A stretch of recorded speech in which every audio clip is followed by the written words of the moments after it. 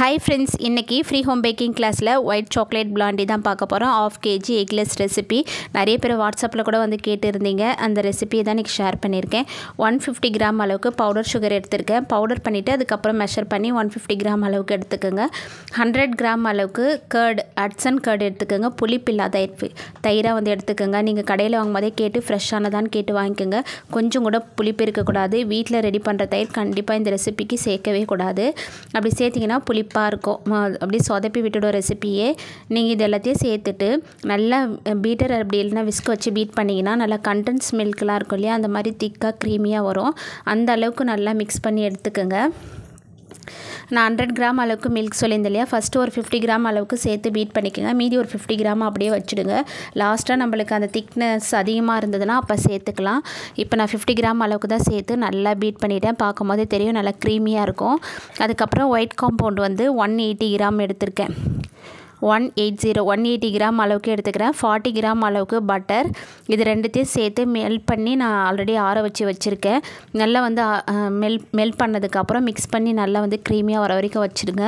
அதுக்கப்புறம் நம்ம இப்போ மிக்ஸ் பண்ணோம் இல்லையா கர்டு மிக்சர், அது வந்து இது கூட சேர்த்துட்டு எல்லாமே சேர்ந்து நல்லா க்ரீமியாக வர வரைக்கும் ஒரு 2 மினிட்ஸ் வந்து நல்லா பீட் பண்ணிக்கோங்க. நல்லா பீட் பண்ணிங்கன்னா க்ரிங்கிள் டாப் கண்டிப்பாக அந்த எக்லெஸ் ரெசிபிக்கு சூப்பராக வரும்.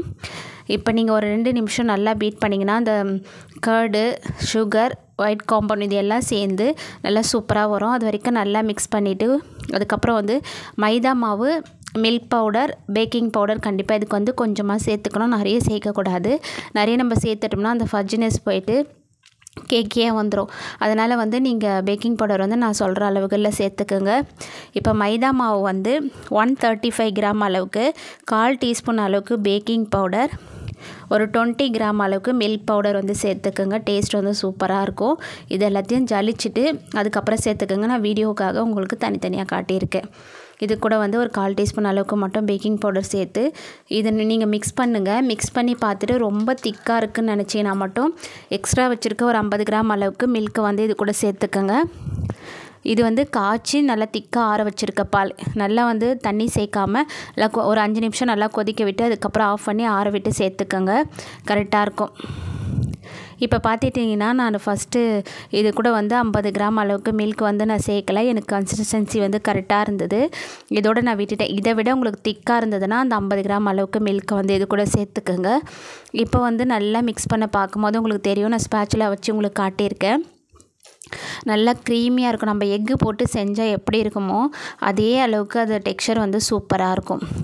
இதை ஸ்பேச்சுலா வச்சு நல்லா மிக்ஸ் பண்ணி எடுத்துக்கோங்க. அடியில் சுகர்லாம் இருந்ததுன்னா நல்லா மிக்ஸ் ஆகி வரும். பார்க்கும்போது சூப்பராக இருக்குது பாருங்கள்.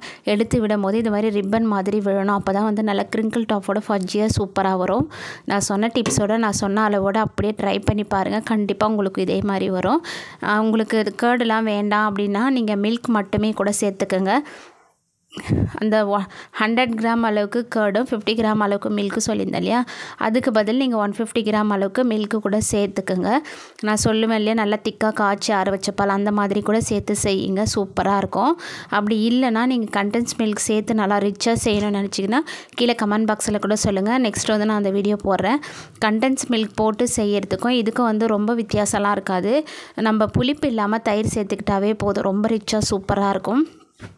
30 மினிட்ஸ் வந்து top and bottom rod on பண்ணி ஒரு 10 நிமிஷம் ப்ரீட் பண்ணி வச்சுருக்கோம். ஓவனில் பேக் பண்ணி எடுத்துட்டேன். சூப்பராக பேக் ஆகி வந்துடுச்சு. மேலே லைட்டாக கலர் வரணும்னா ஒரு 2 மினிட்ஸ் விட்டேன். ரொம்ப டார்க்காக வந்து கலர் வந்துடுச்சு. பரவாயில்ல. பார்த்திங்கன்னா வந்து நான் கட் பண்ணி எடுத்துட்டேன். வெயிட் கூட போட்டு காட்டியிருப்பேன். 680 கிராம் அளவுக்கு இருந்தது. கண்டிப்பாக இந்த ரெசிபியை ட்ரை பண்ணி பார்த்துட்டு எப்படி வந்ததுன்னு கீழே கமெண்ட் பாக்ஸில் சொல்லுங்கள். பாய்.